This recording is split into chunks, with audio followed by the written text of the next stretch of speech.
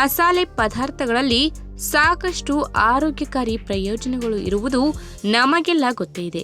ಇವುಗಳನ್ನು ಸಮ ಪ್ರಮಾಣದಲ್ಲಿ ನಮ್ಮ ಅಡುಗೆಯಲ್ಲಿ ಬಳಸುವುದರಿಂದ ನಮ್ಮ ಆರೋಗ್ಯಕ್ಕೆ ಬೇಕಾಗುವ ಎಲ್ಲ ಬಗೆಯ ಪೌಷ್ಟಿಕ ಸತ್ವಗಳು ಕೂಡ ಸಿಗುತ್ತದೆ. ಇದಕ್ಕೆ ಒಂದು ಒಳ್ಳೆಯ ಉದಾಹರಣೆ ಎಂದರೆ ನಮ್ಮ ದೈನಂದಿನ ಅಡುಗೆ ಪದಾರ್ಥಗಳಲ್ಲಿ ಬಳಸುವ ಕೊತ್ತಂಬರಿ ಬೀಜಗಳು. ಮನುಷ್ಯನ ಆರೋಗ್ಯಕ್ಕೆ ಬೇಕಾಗುವ ಎಲ್ಲ ರೀತಿಯ ಪೋಷಕಾಂಶಗಳು ಕೂಡ ಈ ಕೊತ್ತಂಬರಿ ಬೀಜಗಳಲ್ಲಿ ಕಂಡುಬರುವುದರಿಂದ ಅನೇಕ ರೀತಿಯ ಆರೋಗ್ಯ ಸಮಸ್ಯೆಗಳನ್ನು ನಿವಾರಿಸುವಲ್ಲಿ ಪ್ರಮುಖ ಪಾತ್ರ ವಹಿಸುತ್ತದೆ.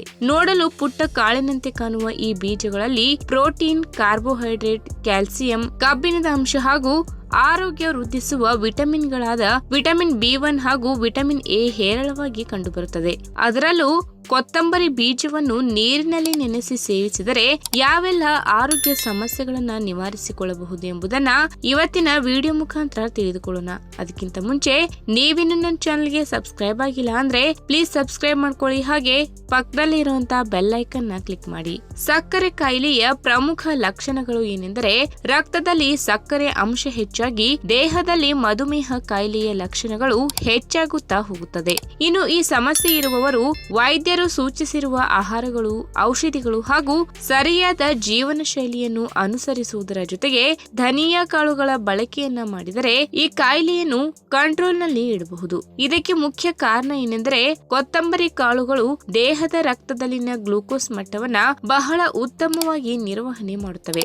ರಕ್ತದಲ್ಲಿನ ಸಕ್ಕರೆ ಅಂಶ ಹೆಚ್ಚಾಗದೆ ನಿಯಂತ್ರಣದಲ್ಲಿ ಇರುತ್ತದೆ. ಹೀಗಾಗಿ ಮಧುಮೇಹ ಸಮಸ್ಯೆ ಇರುವವರು ಪ್ರತಿದಿನ ರಾತ್ರಿ ಮಲಗುವ ಮುಂಚೆ 1 ಟೇಬಲ್ ಚಮಚ ಕೊತ್ತಂಬರಿ ಕಾಳುಗಳನ್ನ ಚೆನ್ನಾಗಿ ತೊಳೆದು ನೀರಿನಲ್ಲಿ ನೆನೆ ಹಾಕಿ ರಾತ್ರಿ ಪೂರ್ತಿ ಹಾಗೆ ಬಿಟ್ಟು ಮರುದಿನ ಬೆಳಿಗ್ಗೆ ಆ ನೀರನ್ನ ಸೋಸಿ ಕುಡಿಯಬೇಕು. ಇನ್ನು ನಾವು ಸೇವಿಸಿದ ಆಹಾರ ಸರಿಯಾಗಿ ಜೀರ್ಣವಾಗದೇ ಇದ್ದರೆ ಇದರಿಂದ ಅಜೀರ್ಣತೆ ಹಾಗೂ ಮಲಬದ್ಧತೆ ಸಮಸ್ಯೆ ಕಂಡುಬರುತ್ತದೆ. ಕೆಲವರಿಗೆ ಆಹಾರ ಪದಾರ್ಥಗಳು ಸರಿಯಾಗಿ ಜೀರ್ಣವಾಗದೇ ಇರುವುದರಿಂದ ಹುಳಿ ತೇಗುನಂತಹ ಸಮಸ್ಯೆಗಳು ಕೂಡ ಕಂಡುಬರುತ್ತದೆ. ಈ ಸಮಸ್ಯೆಗೆ ಕೊತ್ತಂಬರಿ ಬೀಜಗಳು ಸಹಾಯಕ್ಕೆ ನಿಲ್ಲುತ್ತದೆ.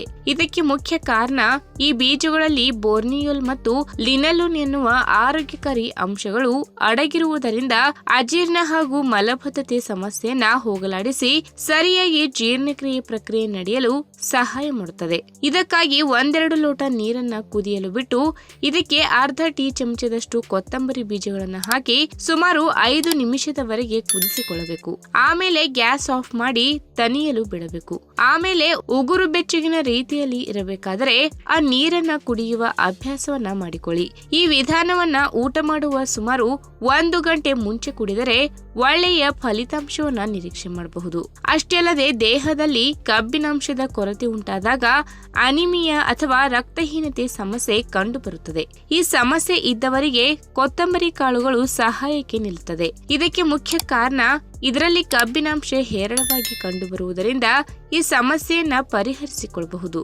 ಇದಕ್ಕಾಗಿ ದಿನ ಸ್ವಲ್ಪ ಕೊತ್ತಂಬರಿ ಕಾಳುಗಳನ್ನ ನೀರಿನಲ್ಲಿ ಹಾಕಿ ಚೆನ್ನಾಗಿ ಕುದಿಸಿ ಆಮೇಲೆ ಸೋಸಿಕೊಂಡು ಉಗುರು ಬೆಚ್ಚಗೆ ಇರುವಂತೆ ಈ ನೀರನ್ನ ದಿನ ಕುಡಿಯುವ ಅಭ್ಯಾಸ ಮಾಡಿಕೊಂಡು ಬಂದರೆ ದೇಹದಲ್ಲಿ ಕಬ್ಬಿಣದ ಅಂಶ ಹೆಚ್ಚಾಗಿ ರಕ್ತಹೀನತೆ ಸಮಸ್ಯೆ ದೂರವಾಗುತ್ತದೆ. ಇನ್ನು ಕೊಲೆಸ್ಟ್ರಾಲ್ ಆರೋಗ್ಯಕ್ಕೆ ಎಷ್ಟು ಅಪಾಯಕಾರಿ ಎನ್ನುವುದು ನಮಗೆಲ್ಲ ಗೊತ್ತೇ ಇದೆ. ಒಂದು ವೇಳೆ ದೇಹದಲ್ಲಿ ಕೊಬ್ಬಿನಂಶ ಹೆಚ್ಚಾಗಿ ಕೆಟ್ಟ ಕೊಲೆಸ್ಟ್ರಾಲ್ ಅಂಶ ಹೆಚ್ಚಾಗುತ್ತಾ ಹೋದರೆ ಹೃದಯದ ಆರೋಗ್ಯಕ್ಕೆ ಸಮಸ್ಯೆ ಕಂಡುಬರುವ ಸಾಧ್ಯತೆ ಹೆಚ್ಚಿರುತ್ತದೆ. ಹೀಗಾಗಿ ದಿನಕ್ಕೆ 2 ಬಾರಿ 2 ಟೀ ಚಮಚಗಳಷ್ಟು ಕೊತ್ತಂಬರಿ ಕಾಳುಗಳನ್ನ ನೀರಿನಲ್ಲಿ ಚೆನ್ನಾಗಿ ಕುದಿಸಿ ಆ ನೀರನ್ನ ಉಗುರು ಬೆಚ್ಚಗೆ ಇರುವಂತೆ ಕುಡಿಯುತ್ತಾ ಬಂದರೆ ದೇಹದಲ್ಲಿರುವ ಕೆಟ್ಟ ಕೊಲೆಸ್ಟ್ರಾಲ್ ಅಂಶ ಕಡಿಮೆಯಾಗುತ್ತಾ ಹೋಗುತ್ತದೆ. ಈ ವಿಡಿಯೋ ನಿಮಗೆ ಇಷ್ಟವಾದಲ್ಲಿ ತಪ್ಪದೆ ಲೈಕ್ ಮಾಡಿ, ಶೇರ್ ಮಾಡಿ, ಹಾಗೆ ನಿಮ್ಮ ಅನಿಸಿಕೆನ ಕಮೆಂಟ್ ಮೂಲಕ ತಿಳಿಸಿ.